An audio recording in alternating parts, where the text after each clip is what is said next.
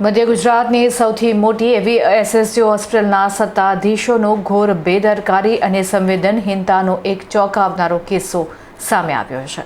Cold રૂમમાં technical ખામીને કારણે જો કોઈ મૃતદેહ સડી જશે તો તેમાં હોસ્પિટલ તંત્રની કોઈ જવાબદારી રહેશે નહીં તેવો વિવાદાસ્પદ નિર્ણય લેવાયો છે। પોતાની ભૂલો સુધારવાને બદલે જવાબદારીમાંથી મુક્ત થવા માટે હોસ્પિટલ પ્રશાસને એક નવું સંમતિપત્રક તૈયાર કર્યું છે।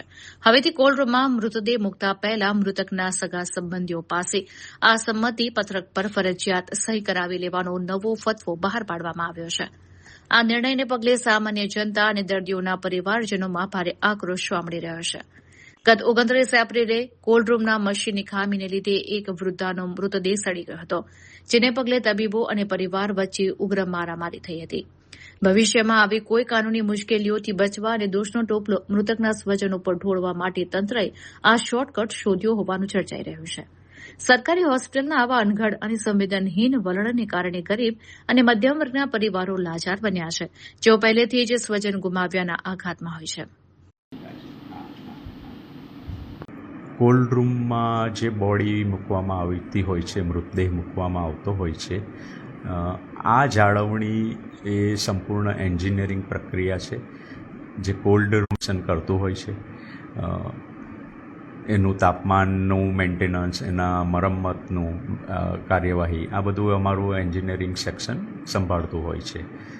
પરંતુ થોડા સમય પહેલાં એક ઘટના ઘટી હતી, જેમાં આ બાબતે તબીબ મિત્રને જવાબદાર ગણી તબીબ મિત્ર પર હુમલો કરવામાં આવેલો હતો। તો આ સંદર્ભમાં પબ્લિકને પહેલેથી જ અમે સમજાવવા માગતા હતા કે આ પ્રકારની ક્ષતિ કોઈપણ મશીનમાં શક્ય હોય છે, જેના માટે તબીબ મિત્ર જવાબદાર નથી હોતા। હોસ્પિટલનું તંત્ર આ કેબિનેટની જાળવણી માટે સંપૂર્ણ પ્રયાસ કરતું જ હોય છે। આ જે ફોર્મ હતું એનામાં આ રીતનું એક ક્લોઝ અમે રાખવામાં આવેલું હતું, પરંતુ હાલ પૂરતો એ નિર્ણય અમે મોકૂફ રાખ્યો છે। સર, કેમ આ નિર્ણય પાછો કેમ લેવામાં એ અમારા સત્તાવાળાએ ડિસિઝન લીધું છે કે નિર્ણય હાલ પૂરતો મોકૂફ રાખવામાં આવે। આ એક મેસેજ આપવા માટે આ નિર્ણય લેવાયો હતો? મેસેજમાં અમે એ જ જણાવવા માગતા હતા કે આ સંપૂર્ણ એન્જિનિયરિંગ પ્રક્રિયા હોય છે, આની જાળવણી મશીનનું બગડી જવું કે મશીનના તાપમાનનું અચાનક વધી જવું, આ ઘટનાઓ ડૉક્ટર મિત્રના હાથમાં નથી રહેતી, એ એન્જિનિયરિંગ સેક્શનનું જવાબદારી રહેતી હોય છે।